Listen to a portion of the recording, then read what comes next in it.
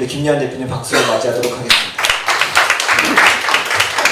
네, 사실 이제 저희가 이번에 이제 7번째 그 웨이브거든요. 7월, 8월. 네, 그래서 이제 5월 달부터 준비를 해갖고 7월, 8월에 강의가 개설이 됐는데,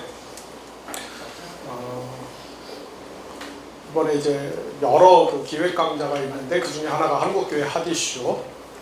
첫 번째는 박두권 목사님이 해주시고, 두 번째 최유진 교수님이 페미니즘 해주시고, 세 번째 지난주에 이제 배덕만 교수님이 기독교 우파 이야기 해주시고.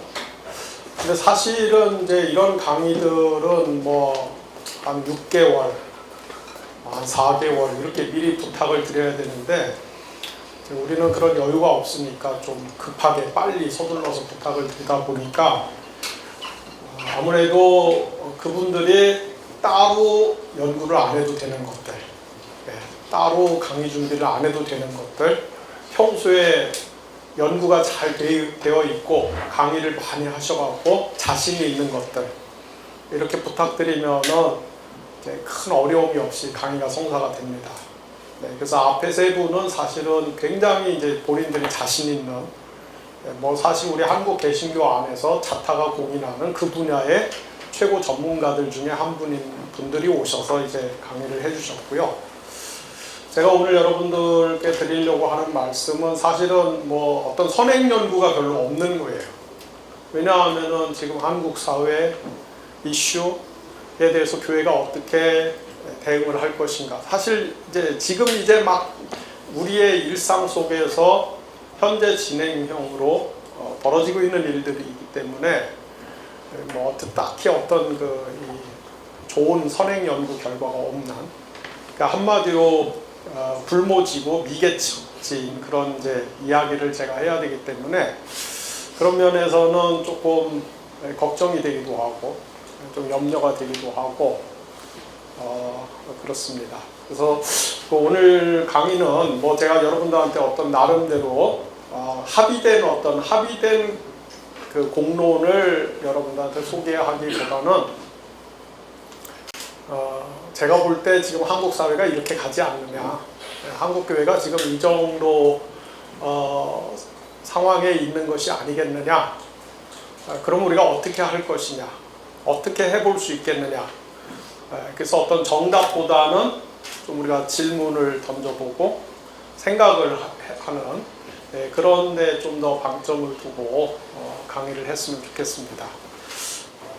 제가 생각할 때 지난 그 반세기 동안에 우리 세계사에서 일어났던 가장 의미심장한 사건 3가지, 특별히 정치적인 영역에서 어떤 무력, 어떤 희생 이런 것을 동반하지 않고 나름대로 상당히 평화적으로 세상을 바꾼, 정치를 바꾼 그런 사건 3가지를 꼽으라고 한다면, 첫 번째는 1989년에 그 독일의 베를린 장벽이 무너지면서 서독과 동독이 통일된 사건, 이것을 꼽을 수 있을 것 같고요. 두 번째는 1994년에 남아프리카 공화국에서 평화적인 방법으로 선거에 의해서 백인 정권에서 흑인 정권으로 정권이 교체됐다는 거, 이 3가지를, 두 번째는 그걸 꼽을 수 있을 것 같고, 세 번째는 사실은 2016년, 2017년에 우리 대한민국에서 일어났던 이 촛불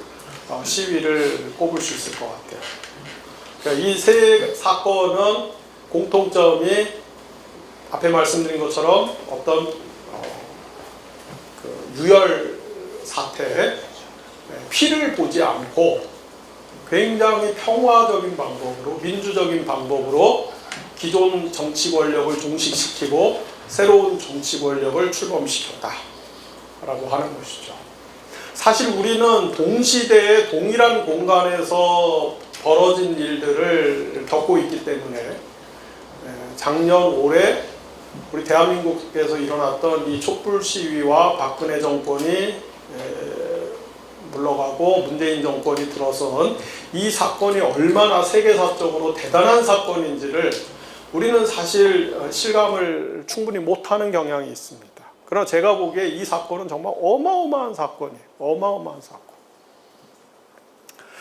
우리 한국에서 촛불 집회와 시위를 통해서 정권을 바꾼 것은 단순히 어떤 정치 권력이 예를 들어서 뭐 새누리당, 자유한국당에서 더불어민주당으로 넘어갔다. 대통령이 바뀌었다. 국가의 지도자가 바뀌었다. 뭐 국가의 헤게모니가 교체되었다. 라고 하는 그런 그 협소한 의미보다는 사실은 우리 한국 사회의 근본을 뒤흔드는, 우리 한국 사회의 어떤 지각 변동을 가져오는 대단히 이 함의하는 바가 많은 엄청난 사건이라고 하는 것이죠. 그래서 저는 이제 이 촛불 시위와 촛불 혁명과 그 다음에 정권 교체가 우리 한국 사회에 가져온 어떤 이 충격이 무엇일까? 뭐 여러 가지가 있지만 제가 두 가지를 좀 이야기를 드리고 싶어요.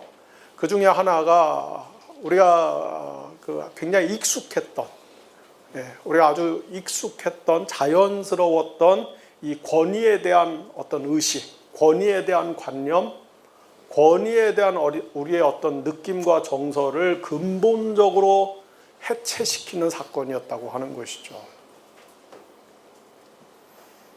우리 이제 한국 민족은 굉장히 그 권위주의가 발달한 민족이죠. 그리고 권위주의에 굉장히 이렇게 익숙한 민족이에요. 우리 뭐 가정에서부터 굉장히 가부장적이고 봉건적이고, 그 가정의 어떤 그런 가부장적 규율과 질서가 사회 전반에 걸쳐서 아주 깊게 뿌리를 내리고 있는 그런 사회를 우리가 이제 살아왔죠. 뭐. 저 같은 나이, 제 연배 또래만 돼도 뭐, 여러분들 그 혹시 말죽거리 잔혹사라는 영화 보셨어요? 거기 보면 막 교련 선생이 애들 개 패듯이 패잖아요. 그래서 저희는 이제 그런 거 보면 와, 어쩌면 우리 집 고등학교 때 모습이 그대로 저기에 있느냐. 뭐 저희 이제 그런 시대를 살았고, 뭐 또 대학 때까지도 저희는 교련을 했고, 집체 교육을 했고, 전방 입소를 했고, 뭐 군대 가서도 또 그런 어떤 집단주의의 세례를 받으면서 청춘을 보냈고, 뭐 사회에 나와서도 마찬가지고. 그래서 우리는 굉장히 이 권위에 대해서 거의 굴종에 가까운 복종, 권위를 의심하거나 권위에 도전하거나 권위에 항거한다는 것은 곧 그 집단 안에서 사회적인 매장과 처벌을 의미하는, 그것이 아주 익숙한 민족인데, 작년 가을서부터 벌어진 올 봄까지 이어진 일련의 그런 정치적인 이 사건들은 이제 우리가 그 권위라는 것이 그 별거 아니구나. 권력이라고 하는 것이 별거 아니구나. 힘이라고 하는 것이 그것이 별거 아니구나. 그것이 우리가 마음만 먹고 똘똘 뭉치면은 얼마든지 뒤집어 엎을 수 있고 해체할 수 있는 것이구나. 그거를 이제 우리 본격적으로 경험을 했다고 하는 것이죠. 그래서 저는 이제 대학생 때 1987년에 소위 말해서 1987년 민주항쟁, 6월 항쟁을 명동에서 경험을 한 세대입니다. 그래서 제가 그때 이제 6월 내내 6월달뿐만 아니라 거의 4월달 4.13 호원 조치 나오고 나서 그때부터 뭐 거의 학교는 안 가고 거의 명동에서 살았어요. 6월 달에는 뭐 그냥 명동에서 거의 살다시피 했습니다. 이제 그때 그 20대 초반의 그 경험, 그러니까 1987년 봄 이전만 해도 이 전두환 정권이라고 하는 것은 정말 공포 그 자체였어요. 공포 그 자체. 감히 도전하거나 감히 항거한다는 상상할 수 없는, 그랬다가는 정말 쥐도새도 모르게 잡혀가거나 사라지거나 죽거나 변사체로 발견되거나 아니면 어디 끌려가서 고문당해 갖고서 우리가 속된 말로 병신이 돼서 나오거나 이런 그 세상. 근데 이제 87년 5월 달서부터 막 시끄러워지기 시작하고 6월 달에 이제 막 본격적으로 대학생들, 시민들이 가세해서 들고 일어나면서 6월 29일 날 이제 전두환 정권에 물론 이제 어떤 위장도 좀 섞여 있었지만 그때 항복을 받아낸 거거든요. 6.29선언 항복을 받아내면서 이 권력, 불의한 권력, 패악한 권력에 대해서도 도전을 하고 한 거를 하니까 이것이 굴복을 하는구나. 그런 어떤 이 역사적이고 사회적인 어떤 자신감을 사실 그때 이제 일부 경험을 했어요. 일부 그 자신감.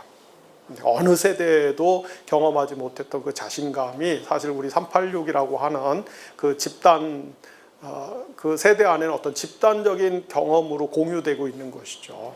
그러나 이제 그때는 이제 12월 선거에서 노태우 정부가 출범하면서 미완의 어떤 미완의 변혁으로 끝났고 그것에 반해서 2016년, 2017년에 일어난 우리 한국 사회에서의 이 정권 교체는 우리 시민들로 하여금 어떤 그 불의하고 무능한 정권을 뒤집어 엎을 수 있다는 것, 끌어내릴 수 있다는 것에 대해서 여러분들 우리가 성공했잖아요. 성공했기 때문에 굉장한 이 경험을 공유하고 있는 우리 한국 사회의 80%, 최소 80%의 사람들에게는 어마어마한 이 역사적 자산입니다. 사실 그 자신감이라고 하는 것이. 그래서 이 자신감들이 다 우리 DNA 안에 지금 스며들어 있어요. 그래서 이제 앞으로 어떤 정부가 들어서도 까딱하면은 그래 광화문에 모여서 촛불 들면은 끌어내릴 수 있다. 군인들이 탱크를 몰고 나오지만 않는 한 그런 일은 없을 거예요. 어떤 정부도 끌어내릴 수 있다. 그런 자신감을 이제 우리가 가졌죠. 또 하나는 이제 작년 올해 이렇게 넘어오면서 소위 말해서 이제 제가 조금 거칠게 표현하면 우리 사회에서 그 을들의 반란이 시작이 됐어요. 을들의 반란. 을들의 정당한 반란이 일어나기 시작해요. 들불처럼 일어나기 시작했어요. 그 을들이 누굽니까? 이제 노동자들, 그 다음에 여성들, 또 성소수자들 등등등등 해서 그동안의 이 가부장적인 봉건적인 권위주의적 질서와 구조 아래서 억압당하던, 제 목소리를 내지 못하던, 늘 눈치 보고 학대당하고 착취당하고 살던 사람들이 이제는 연대해갖고 목소리를 내고 자신들의 권리를 주장하고 그런 일들이 지금 굉장히 빠른 속도로 과격하게 지금 우리 사회에서 일어나고 있다고 하는 것이죠. 그리고 이제 그것에 뭐가 있습니까? 그 이면에 예를 들어서 정치의 주체가 바뀌는, 사회 변혁의 주체가 바뀌는 거예요. 그러니까 전에는 정치 그러면은 여의도에 있는 국회의원들, 전문 정치인들이 정치적인 아젠다를 생산하고 정치적인 이슈를 생산하고 그 사람들이 유통시키고 유포하고 언론이 거기 가세하고 그러면은 우리 시민들은 여의도와 그다음에 여의도의 국회와 또 청와대와 그리고 언론사들이 공조해 갖고서 공동으로 생산하고 공동으로 유통시키는 그런 정치적인 생산품들을 시민들이 일방적으로 수동적으로 소비하던, 사실은 그게 작년 이맘때까지만 해도 그랬어요. 1년 전까지만 해도. 여러분 그건 굉장히 먼 얘기가 아닙니다.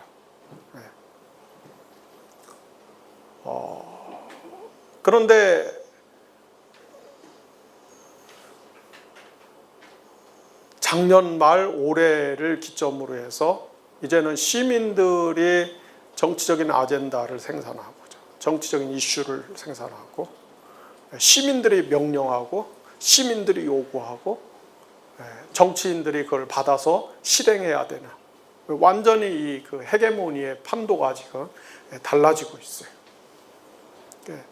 불과 몇 달 사이에 우리 사회에 굉장히 급격한 변화가 일어나요. 근데 이거를 지금 못 쫓아오는 건지 안 쫓아오려고 버티는 건지는 모르지만 가장 여기에 지금 저항하고 있는, 적응을 못하고 있는 대표적 집단이 언론인 거죠. 언론. 그러니까 언론 지금 욕 엄청 먹잖아요. 기존 질서와 문법에 매여 있기 때문에 지금 완전히 한국 사회의 질서와 문법이 근본적으로 달라졌는데, 그리고 그 한국 사회의 이 정치의 주체, 사회 변혁의 주체가 이 엘리트 집단에서, 그러니까 전문 정치인 집단에서 시민에게로 이 힘의 축이 넘어온 그 근저에는 여러분들 지금 다 갖고 계시는 그 핸드폰, SNS를 할 수 있는 그 핸드폰, 여러분들 손 안에 1인 1미디어가 있다고 하는 것이죠. 그러니까 옛날에는 우리가 이제 제가 젊었을 때는 9시 뉴스 딱 되면은 9대 띠띠띠띠에서 9시 딱 되면은 뉴스 시작되면은 첫 마디가 전두환 대통령께서는 뭐 해갖고서 이제 오늘 뭐 이렇게 그렇게 해서 이제 그때 우리가 땡전 뉴스라고 불렀어요. 9시 뉴스 땡전 뉴스. 띠띠띠 땡 하면은 전두환 이렇게 해서 땡. 그러니까 사실은 얼마 전까지만 해도 우리가 이 세상이 돌아가는 이야기들 보려면은 그 저녁에 텔레비전 앞에 모여갖고서 뉴스를 통해서 일방적으로 그 정보를 우리가 강요당해야 되는. 근데 그 정보는 뭡니까? 결국은 정치인들과 언론인들이 공조해서 그들의 기득권과 그들의 입맛과 그들의 이해관계에 맞게끔 가공한, 정말로 생것 그대로 날 것 그대로의 어떤 진실과 진리의 이야기가 아니라 우리 사회의 기득권자들의 구미에 맞게끔 가공된 그 정보, 취사 선택된 정보가 텔레비전이라고 하는 그 바보 박스를 통해서 그 정해진 시간에만 나오면은 우린 그걸 일방적으로 수용하고 거기에 이제 그 매어야 되는데 지금은 그럴 필요가 없는 것이죠. 여러분들이 다 그 손 안에 1인 1미디어를 가지고 있기 때문에 여러분들이 시민들이 직접 뉴스거리를 만들어서 올리고 그것에 대해서 많은 사람들이 집단 지성이 발동해 갖고 거기에 커멘트를 해 갖고 그것이 더 진화를 해 갖고 하나의 공론회장에서 상품으로 이제 선을 보이고 거기서 이제 살아남은 것은 사회적으로 굉장히 영향력을 행사하는 그런.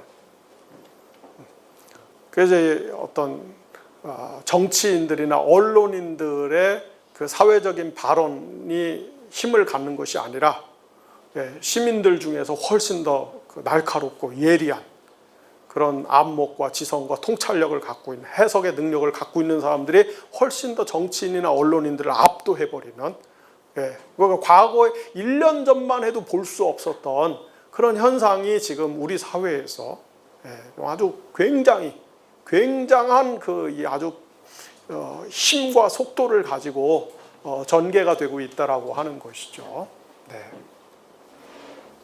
그래서 저는 이제 작년 올해 촛불 집회와 정권 교체가 우리 사회에 던져준 이 충격 두 가지. 첫째로는 권위에 대한 의심과 해체가 이제 아주 그냥 우리들의 몸에 이제 DNA처럼 지금 이제 거의 이렇게 스며들었어요.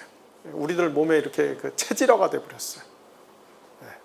5,000년 역사에서 있어 본 적이 없는 사건입니다. 옛날 우리 조상들은 이 나라를 경영하고 통치하는 사람들을 가리켜서 나라님이다. 나라님. 그러니까 왕 이꼬로 나라. 절대적으로 충성하고 절대적으로 복종해야 되는 대상. 절대선, 절대 진리. 박근혜가 지가 그런 줄로 착각하고 있다가 적골난 거죠.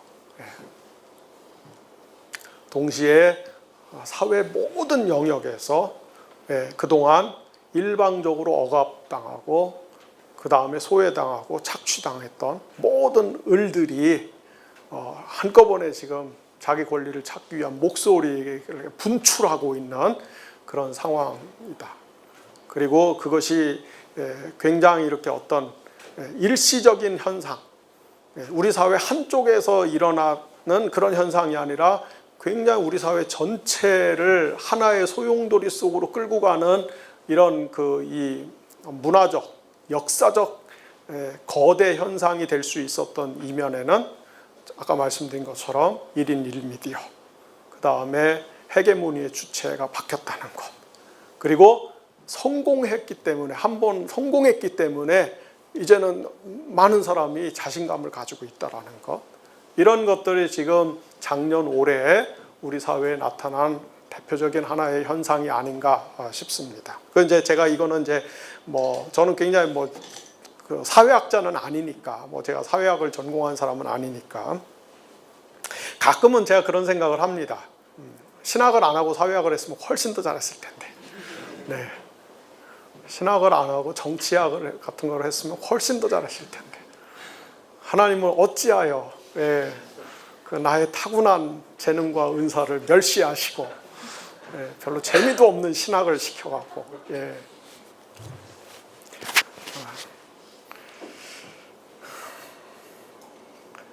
근데 어쨌든 저는 이제 그 아주 아마추어 사회 평론가죠. 그 제 업이 아니니까. 그러나 이제 제가 아마추어적인 그런 나이브한 시선으로 봤을 때, 현재 우리 한국 사회는 지금 그러한 어떤 과정 속에 있지 않는가, 그렇게 진단을 할 수 있을 것 같고요. 자, 그 다음에 이제 한국 사회가 지금 앞으로 풀어가야 될 굉장히 어려운 문제들이 있어요. 제가 5가지를 이야기를 하고 싶어요. 한국 사회가 풀어가야 될 굉장히 어려운 문제들, 아주 고난이도의 이 숙제, 여러분들 수학에 아주 굉장히 난이도가 높은 문제를 풀어야 되듯이 오히려 그보다 더 어려운 한국 사회 전체의 숙제가 있다. 첫째는 무엇이냐? 첫째는 우리 한국 사회가 미래 먹거리를 만들어낼 수 있는가? 이게 굉장히 지금 어려운 숙제입니다.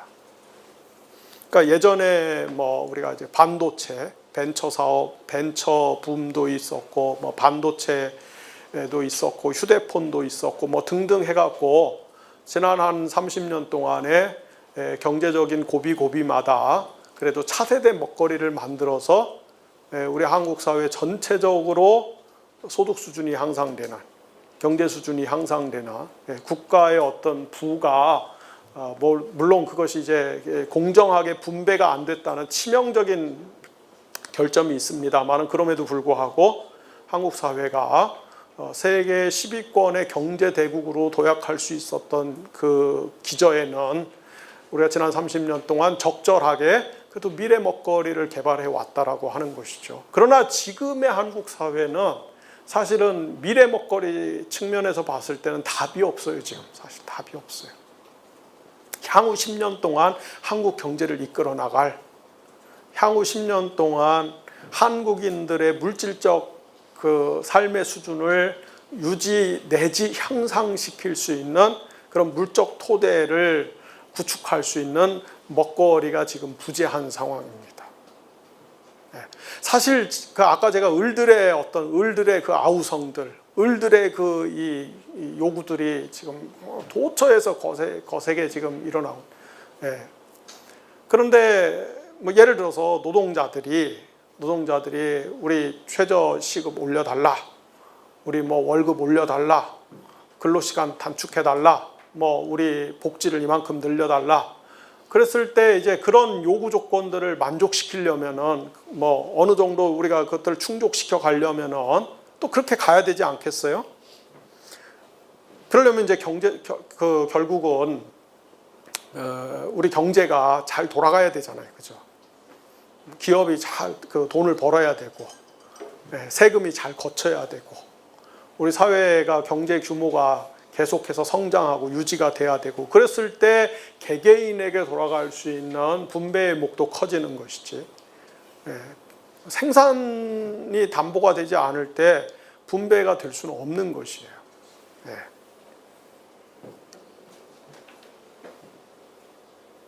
저는 이제 제가 그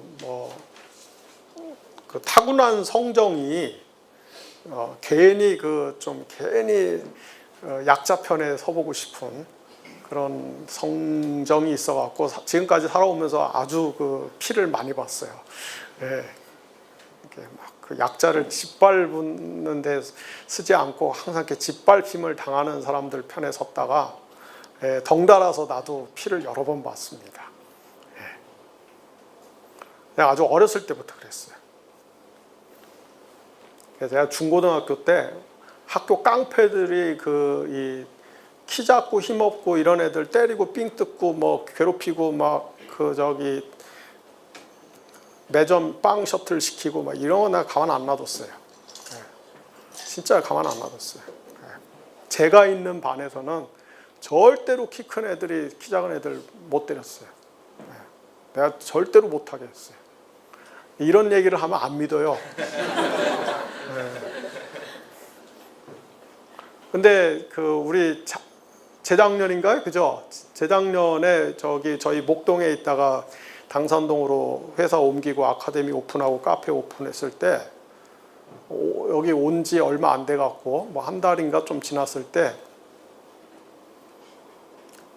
제가 이렇게 저녁에 카페에 들어왔는데 누가 앉아 있는 거예요. 어떤 사람이. 근데 어서 본 사람 같기도 하고 아는 사람 같기도 하고 근데 얼른 기억은 안 나는데 그 사람 저를 보더니 막 아는 척을 하더라고요. 나중에 보니까 제 고등학교 때 같은 반 친구였어요. 30년 만에 만난 거예요. 30년 만에. 고등학교 졸업하고 30년 만에 만났어요. 근데 그 친구가 고등학교 때 그렇게 핫한 이 학교에서 노는 애들한테 괴롭힘을 많이 당했어요. 근데 그때 우리 유 실장님도 옆에 앉아 있었는데 그 친구가 막 내가 시킨 것도 아닌데 막 얘기하더라고요. 자기 고등학교 때 막 괴롭힘 당할 때마다 요한이가 나타나서 자기 다 구해줬다고 막. 네. 저는 진짜 뭐 아주 어렸을 때부터 그랬어요. 어렸을 때부터. 그렇지만은 또 한편으로 저는 이제 지금까지 뭐 주로 어떻게 보면은 이 리더, 좋게 이야기하면 리더, 뭐 나쁘게 이야기하면 사용자, 지배자, 경영자의 삶을 쭉 살았어요. 사실은 학교 다닐 때 뭐 자랑은 아닌데 항상 반장하고 뭐 전교 학생회장하고 그 다음에 제가 또 이제 뭐 27살에 굉장히 일찍 목사 안수를 받았기 때문에 그때부터 목사를 했으니까 교회에서도 뭐 목사는 대빵 아니에요. 대빵. 한국교회 안에서. 그렇지 뭐. 항상 교회 경영하는 사람, 살림하는 사람, 조직을 관장하는 사람. 그 다음에 이제 뭐 회사에서도 사장이니까 또 그런. 그러니까 어떤 심리적으로는 이 사회적인 약자들 편에 서야 되겠다 이런 마음이 있고 또 한편으로는 제가 지금까지 살아온 삶의 어떤 이력이 또 이렇게 사람들을 관리하고 경영하고 뭐 운용하고 이런 입장에 있다 보니까 양쪽의 그 애로사항이나 양쪽의 고충을 좀 나름대로 이렇게 좀 이해를 해요. 양쪽 다 할 말이 있어요, 사실. 한쪽이 절대적으로 옳지는 않다. 양쪽 다 할 말이 있다. 제가 우리 회사에서도 그런 이야기를 합니다. 뭐 지금은 저희 뭐 최저임금은 뭐 저희 그런 거 저촉되는 일은 없는데 앞으로 어쨌든 사회 분위기가 계속 그런 쪽으로 가고 있으니까 우리 회사도 수익을 내서 자꾸 월급도 올려주고 뭐 복지도 향상시키고 노동 시간도 줄이고 오케이 좋다. 뭐 마음의 준비가 돼 있다. 대신에 9시부터 6시까지 근무할 동안에 핸드폰 하지 마라. 인터넷 하지 마라. 근무 시간에 왜 페북해? 근무 시간에 페북할 수 있는 사람 나밖에 없어. 네. 뭐 얘기를 막 하죠. 근데 제가 볼 때는 사실 우리 한국 기업은 뭐 안 그런 데들도 굉장히 빡빡한 데도 있겠지만 저희 같은 아주 이런 소규모 사업장은 뭐 정말 이렇게 강도 있게 밀도 있게 근무하는 시간은 하루 4-5시간, 5-6시간도 안 돼요. 사실은 보면 굉장히 자유로워요. 굉장히 자유로워. 예. 그래놓고 6시 되면은 번익, 노동자의 권익으로 가버리면은, 예, 그럼 뭐 기업이 견딜 재간이 없죠. 그러니까 양쪽 다 노력을 해야 돼요. 양쪽 다. 예. 그래서 저는 이제 좀 그런 입장을 가지고 있습니다. 그래서 어쨌든 우리가 기업도 잘 되고 그 기업에 소속된 노동자들도 잘 되고 그 노동자들이 또 살아가는 가정도 잘 되고 우리 모두가 잘 되기 위해서는 어느 정도는 한국 사회가 지속 가능한 성장을 담보할 수 있는 먹거리를 발굴을 해야 되는데 지금 그게 없어요. 지금 한국 경제는 사실 지금 굉장히 사면초가죠. 이 문제를 어떻게 해결을 할 것인가. 두 번째로는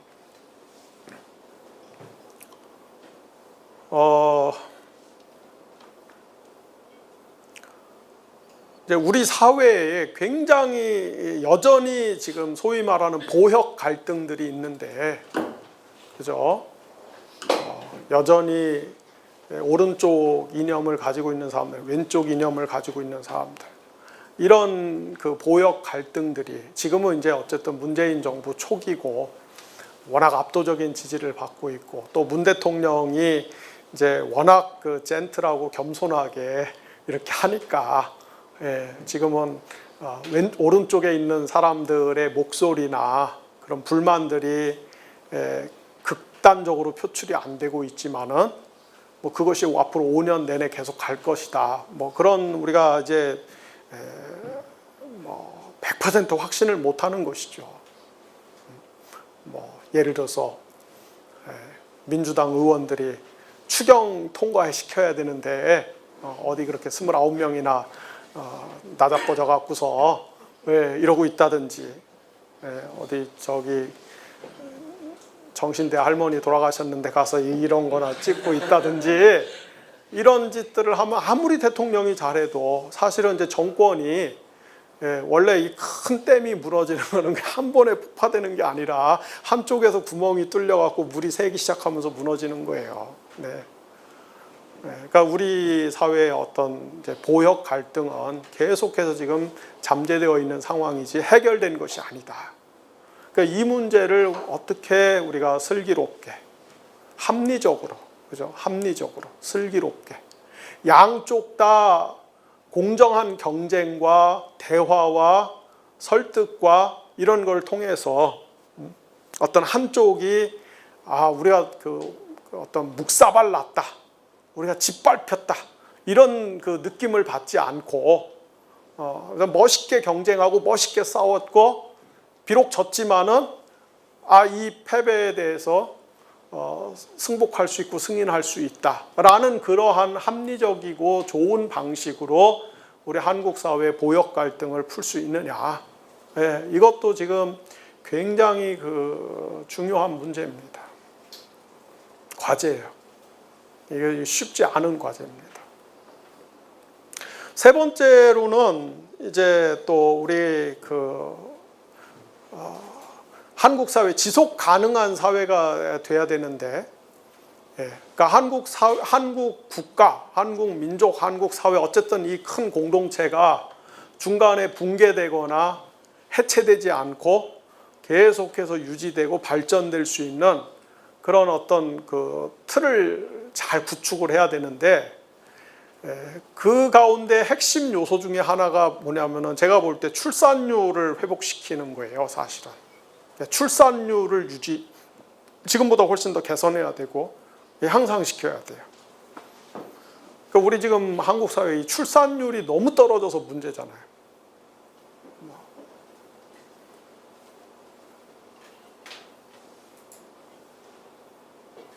이대로 가면 뭐 몇십 년 지나면은 이제 그 지도상에서 거의 없어져 버리는 거죠. 없어져요.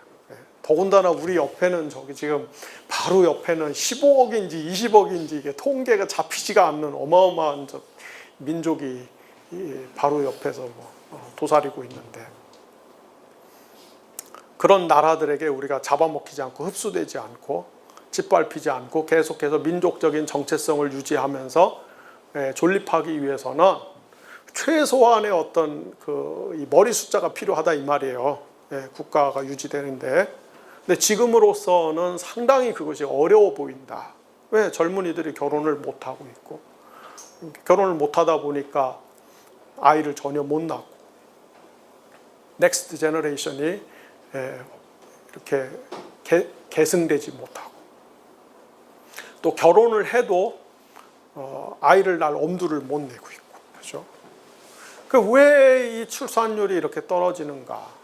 결국은 우리 이제 젊은이들이 자주 섞인 그런 표현들, M4 세대다. M4. 옛날에 뭐 3포 세대부터 시작해서 5포 세대, 그 다음에 뭐 7포 세대, 그러다가 N포 세대, 다 포기했다 이 말이에요, 그죠?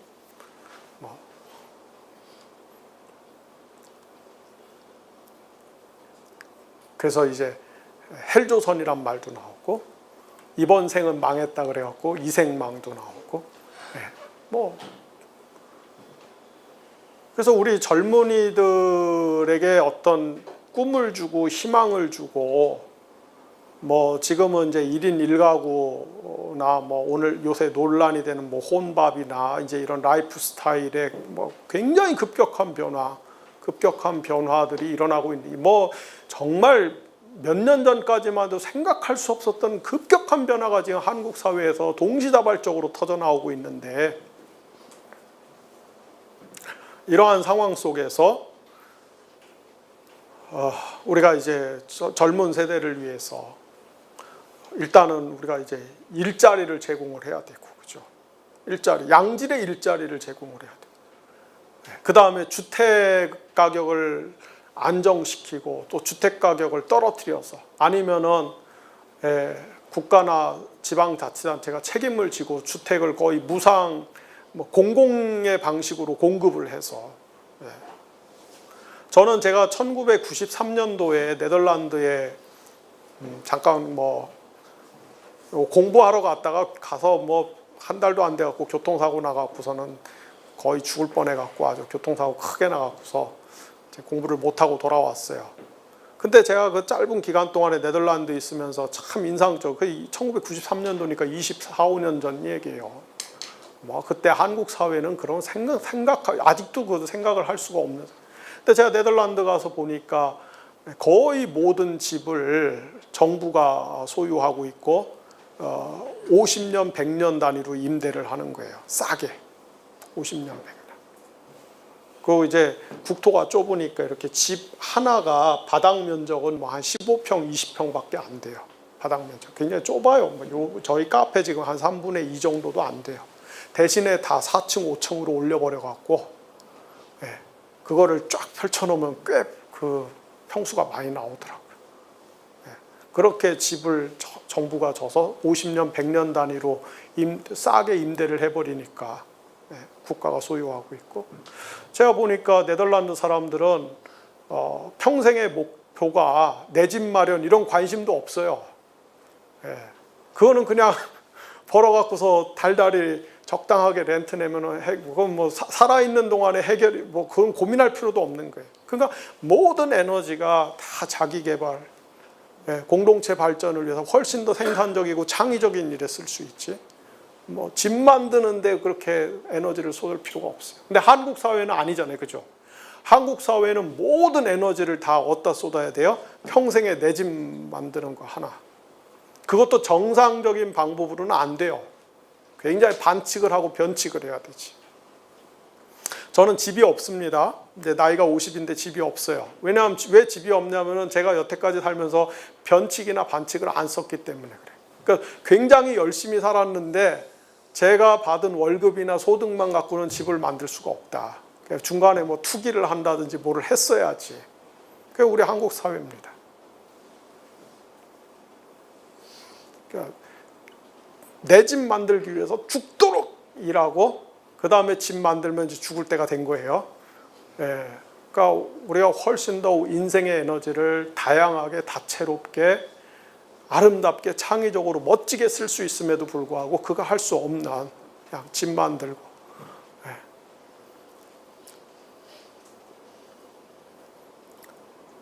그러니까 이런 문제, 좋은 양질의 일자리를 제공하고 주택을 훨씬 더 싼 가격에 공공적 관점에서 공급할 수 있고, 그 다음에 이제 아이들을 낳았을 때 그 보육에 대한 책임을 공동체가, 국가가, 사회가 같이 공동으로 분담할 수 있는 이 시스템을 얼마나 만들 수 있는가, 이런 것들이 해결이 되지 않으면은 사실 한국 사회에서 우리가 젊은 세대가 결혼을 하고 출산율이 회복이 되는 것은 상당히 난망하다. 그 물론 이제 요즘 굉장히 그 리버럴하고 급진적인 사람들이 들었을 때는 저의 이런 말들이 고가울 수 있어요. 뭐 결혼 뭐 자기가 알아서 선택하는 거지, 애를 낳는 거 자기가 알아서 선택하는 거지, 왜 그런 것까지 강요하냐? 혼자 살고 애 안 낳고 살면 뭐 그런 인생에 대해서 왜 간섭하고 개입하려고 하느냐, 뭐 얘기할 수도 있지만, 그러나 그렇게 가다가는 한국 사회 지속 가능한 측면에서 상당히 지금도 위기고 앞으로 이 위기는 굉장히 가시화가 될 것이다. 세 번째, 풀어야 될 숙제입니다. 네 번째 큰 숙제가 뭐냐면은 결국은 한반도를 중심으로 해서 좁게는 남북이 얼마나 평화롭게 공존, 공용할 수 있는가. 좀 더 넓게는 결국은 한국, 북한, 중국, 일본, 러시아, 미국, 이 거대한 그 6개의 용이 동아시아 지역에서 얼마나 합리적으로 공존하고 공용할 수 있는 이런 어떤 틀을 만들어낼 수 있느냐. 이게 사실은 우리 민족이 지금 이제 헤쳐나가야 될, 뭐 갑자기 뭐 느닷없이 생긴 문제는 아니고 상당히 오랫동안 누적되어 온 문제지만은 여전히 해결되지 않고 있다라는 측면에서 이 숙제도 굉장히 난망한 숙제예요.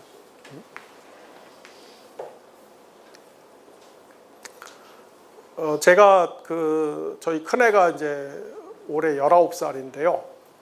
그러니까 19년 전에 우리 큰애가 저희 집사람 그 뱃속에 있을 때, 그때 6월 하순이었던 것 같은데, 제가 군목으로 있을 때인데, 그때 이제 6월 달에 이제 군대에서 뭐 안보 강연 뭐 이런 것들이 많으니까 그 안보 강연 강사 섭외하려고 출장 끊어갖고서 서울 나오고 있는데, 제가 그 마포대교쯤, 강변북로 마포대교쯤 이렇게 달리고 있는데 갑자기 그 부대에서 전화가 왔어요. 그 전화 내용이, 목사님 전쟁 났습니다. 당장에 부대로 복귀하시기 바랍니다.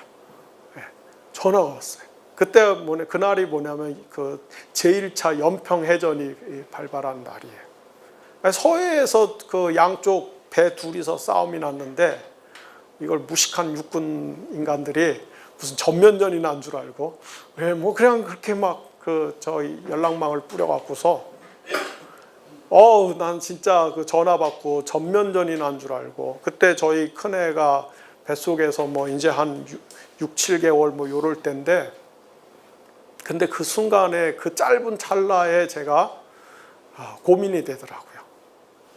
탈영을 해야 되나? 집에 제 아내하고 아이가, 뱃속에 아이가 있는데 어떻게 이게 뭐 식구들 피신할 준비라도 해놓고 부대에 들어가야지, 그냥 바로 부대에 들어갔다가 잘못하면, 부대에 들어가면 이제 그 당시 제가 근무하던 부대가 송추에 북한산 안쪽에 있었던 부대인데, 저희는 그때 이렇게 유사시에 출동하면 바로 철원으로 부대 전체가 이동하게 돼 있는데, 잘못하면 이거 영영 못 보는 거 아닌가, 뭐 그런 생각이 드니까, 이거 탈영을 해야 되나, 막 순간적으로 갈등이 되더라고요. 근데 그때 제가 들었던 생각이, 그래도 우리 아이가 이렇게 클 때 되면은 남북이 뭐 통일까지는 아니어도 자유왕래가 되고 군대도 굉장히 축소화되고 우리 아이 군대 안 갈 수 있을지도 모르겠다, 뭐 그런 생각했어요. 근데 이제 지금 와 19년이 지났는데 아마 조만간에 군대에 보내야 될 것 같아요. 이제 하나도 달라진 게 없어요. 하나도 달라진 게 없어요. 오히려 그 상황이 더 자꾸 나빠져요. 그죠? 자꾸 미사일 쏘고 자꾸 핵 시위하고 미국은 미국대로 또 으르렁거리고 우리는 마땅히 쓸 카드가 없어갖고 쩔쩔매고 한반도 안보와 이 위기, 안보 위기 문제를 어떻게 우리가 잘 관리하고 이걸 극복하고 결국은 교류와 화해와 뭐 글쎄 통일까지는 몰라도 자유왕래와 교류와 협력까지 갈 수 있는가? 이 아주 네 번째 굉장히 어려운 문제입니다. 그 다음에 이제 다섯 번째 과제는 뭐냐? 제가 지금 말씀드린 거 미래 먹거리를 얼마나 만들어내서 그것이 국민 전체에게 혜택으로 돌아갈 수 있게 할 것이냐. 사회적인 어떤 갈등과 이 증오들, 대결을 어떻게 합리적으로 해소할 수 있는 그런 어떤 그 대화와 토론과 정신적 힘들을 우리가 키울 수 있느냐. 우리가 지속 가능한 사회를 위해서 특별히 우리 젊은이들이 양질의 일자리를 가지고 결혼을 하고 자녀들을 낳을 수 있는 이런 사회를 만들 수 있구나. 그 다음에 남북 관계를 얼마나 잘 효과적으로 관리하고 개선할 수 있는가. 한반도의 평화와 화해를 우리가 촉진할 수 있는가. 이 일을 할 수 있는 정부가 이러한 정책 기조와 이러한 통치 철학을 갖고 있는 정부가 최소한 앞으로 4번은 반복해서 이렇게 선출이 될 수 있느냐 없느냐 이게 또 굉장히 중요한 거예요. 여러분 생각해 보세요. 앞으로 5년 후에 자유한국당이 정권을 잡는다고 생각을 해보세요. 그러면 뭐 지금 이제 어쨌든 문재인 정부가 잘할 것이라고 우리가 희망을 하고 또 그렇게 기대를 하고 그래서 뭐 어렵게 노력을 해서 한 4, 5년 동안 그래도 조금 이렇게 우리 사회가 제가 말씀드린 그런 면에서 한 한보 이렇게 앞으로 갔는데 또 앞으로 저기 5년 후에 자유한국당에서 예를 들어서 홍준표가 대통령이 그럼 완전히 또 역사의 시계바늘이 몇십 년 뒤로 가는 거죠. 그러니까 그런 것들을 우리가 미연에 방지하기 위해서 앞으로 최소 한 20년 동안은 동일한 정치 철학, 역사 철학, 신념들, 사회를 바라보는 시선과 감성이 우리가 참 공유하는 것이 굉장히 많구나. 이러한 그 정당과 정치인들이 한 20년은 계속해서 그 계승이 될 수 있도록 그것을 우리가 해낼 수 있느냐. 사실은 이 5번째가 안 되면은 그 앞에 4가지는 뭐 굉장히 어렵습니다. 그러니까 제가 볼 때는 이 5가지를 할 수 있는가. 이것이 이제 우리 한국 사회가 당면한 과제다. 자, 그렇다면은 교회의 이런 그러니까 한국 교회는 결국 한국 사회 안에 존재하는 교회잖아요. 그리고 한국 교회는 한국인들이 모여서 운영하는 교회입니다. 그러니까 한국 교회는 한국 사회, 한국인의 문제와 뗄래야 뗄 수 없는 관계에 있는 거예요. 그런 한국 교회가 결국 해야 될 책무는 무엇이냐? 제가 말씀드린 이런 일들을 얼마나 공공신학적 관점에서, 공공신앙적 관점에서 또 한편으로 시민적인 책무와 권리의 측면에서 얼마나 이 일에 잘 기여할 수 있느냐. 이것이 굉장히 중요한 거예요. 어쨌거나 한국 사회가 계속해서 진보해야 되고 앞으로 나아가야 되고 더 좋아져야 되고 제가 우리 부모님에게 물려받은 세상보다 더 좋은 세상을 만들어서 내 자녀들에게 물려줘야 되고 우리가 한국 사회가 계속 그렇게 가야 되는데 그 일에 있어서 교회가 그러니까 한국이 평균적인 한국인들이 봤을 때 한국 교회가 우리 한국 사회, 한국 역사의 진보를 위해서 상당히 훌륭한 기여를 하고 있구나. 그런 교회가 돼야 돼요. 그런 교회.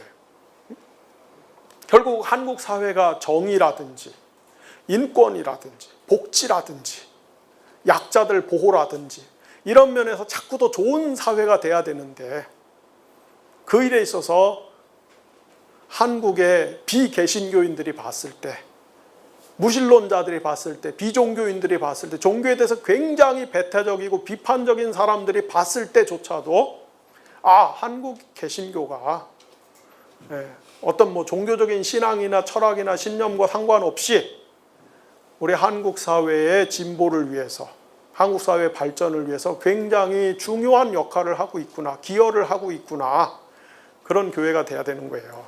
그게 아니라 작년 올해 우리가 저 시청 앞에서 줄기차게 봤듯이 교회가 오히려 사실은 이제 한국 교회 한쪽에서 일어나는 일이죠. 지난번 5월 9일 날 선거 그 대선 당일 날 이제 출구조사할 때 그 출구조사 항목 중에 그 종교란도 있었어요. 그죠? 보셨어요? 그래서 그 종교란, 출구조사 종교란 그 분포도를 보니까 문재인 대통령 찍은 사람이 40% 정도, 개신교인이 40%, 개신교인들 중에 뭐 해가 거의 비슷하게 나왔더라고요. 그러니까 한국 개신교가 사람들이 생각하듯이 그렇게 꼴통은 아니에요.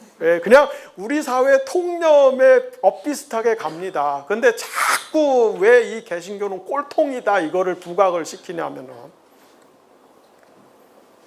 한편으로는 이제 진짜 꼴통짓을 하는 교회가 있어요. 꼴통짓을 하는 목사님들이 있습니다.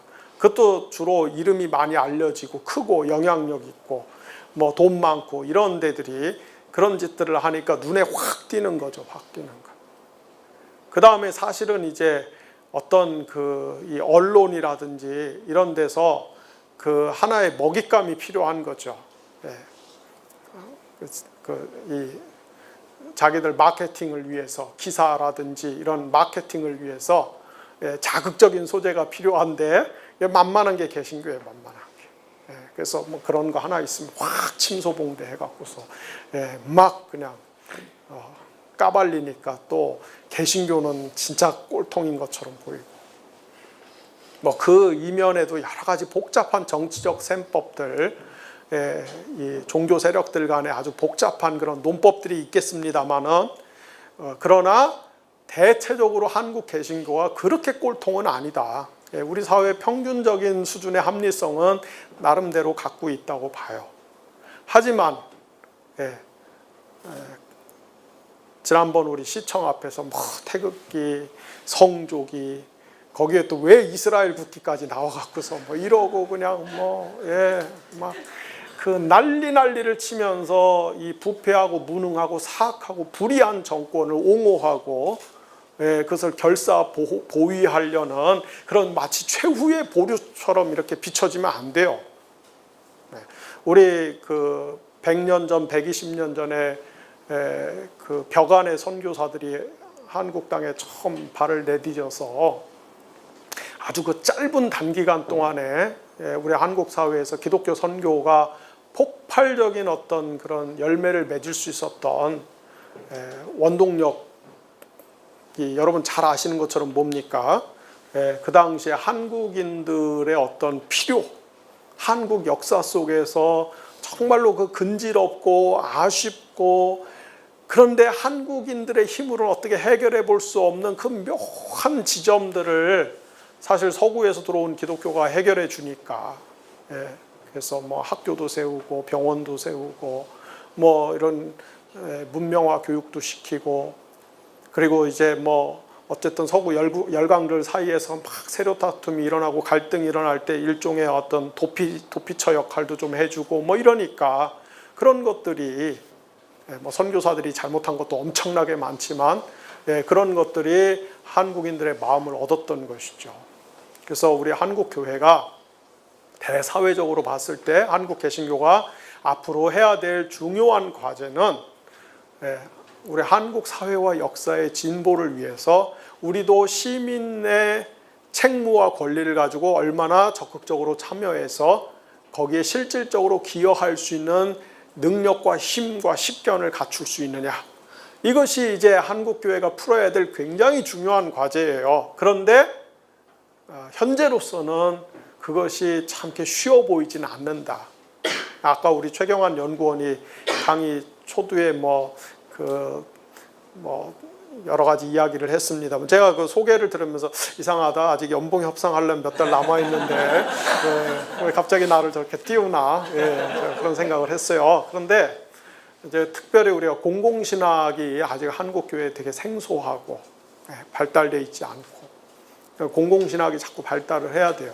그래서 우리가 정치, 경제, 언론, 미디어, 교육 등등과 어떻게 이 기독교 신앙이 관계를 맺고 이렇게 서로 선순환하면서 우리 사회 전체의 이익을 향상시킬 수 있는 그런 방향으로 기여할 수 있는가. 그런 신학적인 통찰력들이 많이 나와야 되는데 아직 그런 면에서 상당히 일천하다. 네.